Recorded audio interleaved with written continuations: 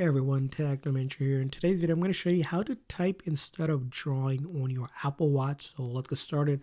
So let's show you an example. First thing, I'm going to go ahead and open up just the messages here so I can show you the typing here. I'm going to go ahead and click on the compose icon to write a new message, and then you'll select your contact. And let's go ahead and create a message here.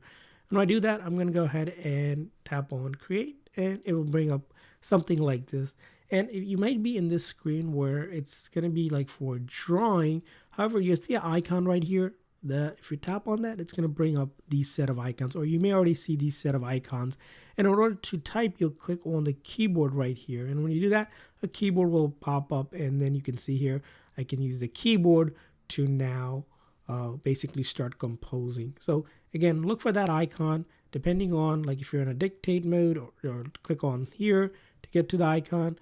If you're on the draw mode, right, just click on that icon and then you can get to the keyboard, and then you'll be able to go ahead and type on your Apple Watch just like that. And once you're done, you would click, of course, like done, and then send the contact, or if you're messaging someone, you'll just do that. So that's how you do it. I hope this video was helpful, so please consider a like and subscribe button for more tips and tricks. We'll see you guys next time.